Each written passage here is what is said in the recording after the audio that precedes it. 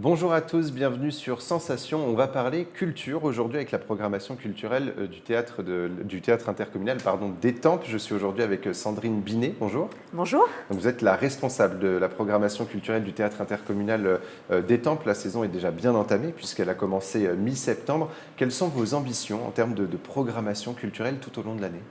En matière de spectacle vivant, notre volonté, c'est à travers le spectacle, de créer des moments de découverte, en fait, découverte de nouveaux univers artistiques, découverte de nouveaux horizons, permettre aussi la rencontre entre des habitants et des artistes, pour au final, en fait, tous ensemble, être dans le plaisir, dans l'émotion, vivre ensemble un moment partagé de voyage artistique. L'objectif central, c'est de pouvoir proposer des spectacles et des événements pour tous les âges, tous les goûts ? Oui, alors effectivement, notre mission, c'est de nous adresser à tous les habitants de l'étang Poix-Sud-Essonne et même au-delà, donc de la toute petite enfance jusqu'aux seniors, même qui sont en EHPAD. Donc on s'adresse vraiment à tout le monde avec une programmation pluridisciplinaire, c'est-à-dire qu'on fait absolument tous les genres de spectacles vivants. On a commencé par un spectacle de jazz, par de l'humour, par du cirque en début de saison, et puis là, sur le mois de novembre, on va avoir du théâtre, on va avoir du théâtre burlesque, on va avoir également un concert de musique classique. Donc toutes les disciplines artistiques sont abordées. Le théâtre intercommunal, c'est aussi et surtout une structure gérée par la communauté d'agglomération de l'étang Poix-Sud-Essonne. Est-ce qu'il faut, selon vous, que les communautés d'agglomération valorisent justement la culture sur leur territoire à l'image de la CESE ?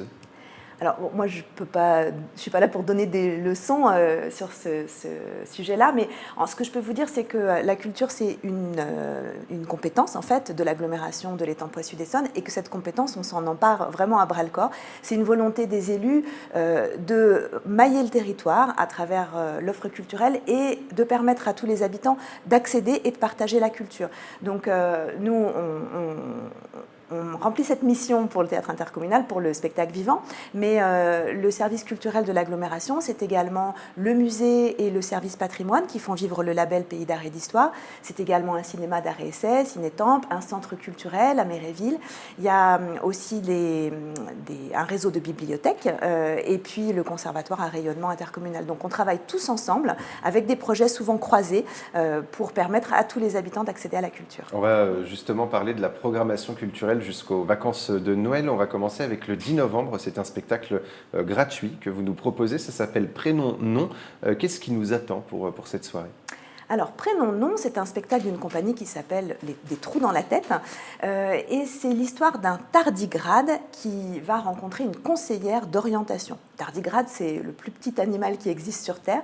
Et c'est un animal microscopique, mais qui a des facultés assez incroyables, c'est-à-dire qu'il peut résister à des températures extrêmes, extrêmement chaudes comme extrêmement froides. Les scientifiques disent même à des radiations nucléaires. Ce tardigrade résiste à ça grâce à un phénomène chimique qui s'appelle la cryptobiose. Lorsqu'il est stressé, il déploie une sorte de bouclier. Et donc, dans ce spectacle, les scientifiques décident d'étudier ce tardigrade et de le soumettre à un stress pour étudier la cryptobiose. Et comment on va stresser le tardigrade ? Eh bien, en l'emmenant voir la conseillère d'orientation pour choisir son avenir.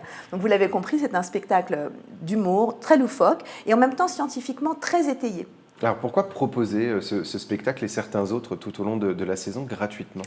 Alors, c'est vrai que la plupart de nos spectacles sont des programmations qui sont accessibles en payant. On a néanmoins des spectacles gratuits lorsque les spectacles se déroulent en plein air, par exemple, et puis dans le cadre de certaines programmations, certains festivals. Et là, c'est le cas pour Prénom-Nom, puisque Prénom-Nom s'inscrit dans le cadre de la programmation du festival La Science de l'Art, avec le collectif pour la culture en Essonne, et que la programmation est gratuite dans le cadre de ce festival. Et d'ailleurs, la thématique du festival cette année, c'est l'expérience de la joie. Le 19 novembre, on vous raconte des histoires avec la compagnie du Détour. De quoi va-t-on parler ? Alors on va être dans la joie également. C'est un spectacle de théâtre burlesque et qui règle ses comptes avec les contes de fées. En fait, on va assister à une conférence sur les contes de fées, une conférence donnée par la conservatrice du musée des contes de fées. Alors elle connaît tout sur les contes de fées, elle en connaît 868 par cœur. Vraiment, elle est là pour garantir le dogme du conte de fées. là, il va y avoir un problème, c'est que son assistante, fidèle assistante, est malade et elle est remplacée par une nouvelle assistante qui est très maladroite et qui n'a pas tout à fait la même conception du conte de fées. Et donc, ça va faire voler en éclats les certitudes de la conservatrice et de la conférencière. Et en fait, ce spectacle, à travers un théâtre burlesque vraiment extrêmement drôle, nous permet de déconstruire les stéréotypes qui sont liés au conte de fées, qu'on véhicule avec nous, puisqu'on est baigné, immergé dans les contes de fées depuis l'enfance. Voilà. Donc c'est un spectacle qui est accessible à tous les publics, à partir de 8 ans pour les enfants, mais également aux adultes. Sans enfants, vraiment tout le monde rit énormément et c'est très intelligent. Et pour les curieux, un goûter philo est organisé le 15 novembre autour de cette question. À quoi ça sert les contes de fées? Quel est l'intérêt des goûters philo? Alors c'est vrai qu'on organise cette saison plusieurs goûters philo, on va en organiser 4 en amont des spectacles de la programmation jeune public sur des thématiques en lien avec les thématiques des spectacles. Et l'idée c'est de permettre aux enfants, avec leurs parents, de prendre un temps pour réfléchir, pour se questionner et pour peut-être mettre on va dire questionner leur certitude. Voilà. C'est une façon d'exercer le sens critique des enfants et puis de prendre un temps suspendu pour regarder le monde qui nous entoure autrement. Et ces goûters philo, on les organise avec une philosophe de l'association Les Petites Lumières. Et on poursuit la programmation cette fois au Centre culturel de Méréville avec Bob et moi. C'est le 25 novembre. On écoute un extrait et on poursuit juste après.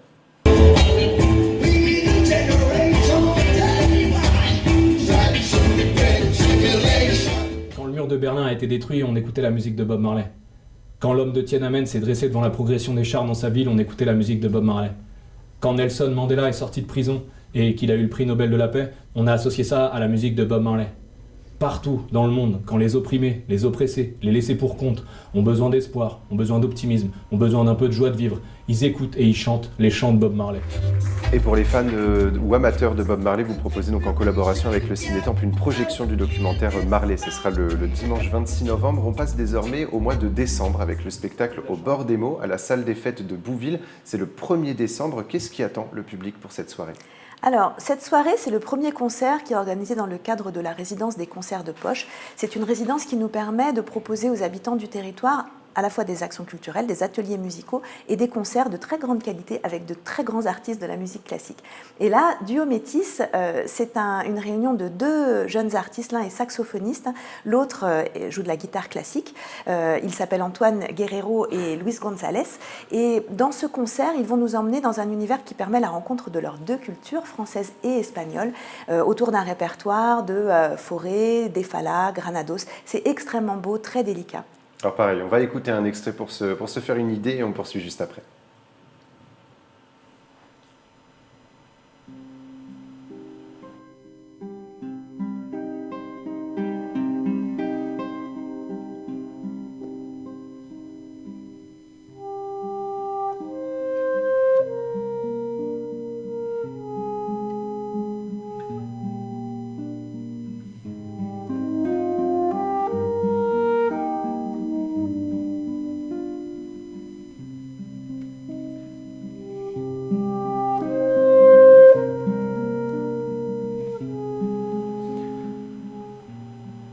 Le dernier spectacle du mois de décembre compte 4 dates au total. Il s'appelle Bref du futur et se passe le 8 décembre à Étampes, le 9 décembre à Méréville, le 16 décembre à Saclay et le 17 décembre à la Forêt-Sainte-Croix.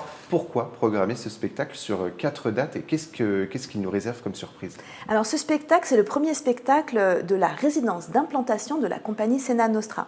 On a la chance d'accueillir à partir de cette année une résidence avec une compagnie qui pendant 3 ans va travailler sur le territoire de l'agglomération à la rencontre des habitants. Donc l'idée, c'est vraiment de mailler le territoire, d'aller sur les lieux de vie des habitants pour leur proposer des spectacles. Et cette compagnie, elle porte un regard sur notre société et des problématiques qui la traversent, en créant des spectacles qui sont souvent des dystopies, des science-fiction, un petit pas dans le futur pour regarder notre société d'aujourd'hui, où est-ce qu'elle peut devenir. C'est des sujets qui sont pas très drôles, mais abordés de façon extrêmement drôle, puisque le registre de cette compagnie, c'est du théâtre et du théâtre comique, des comédies, et extrêmement fines, très bien bien écrite. Et donc ce spectacle, Bref du futur, on est un peu à la croisée des chemins entre Kaamelott et Black Mirror, en fait.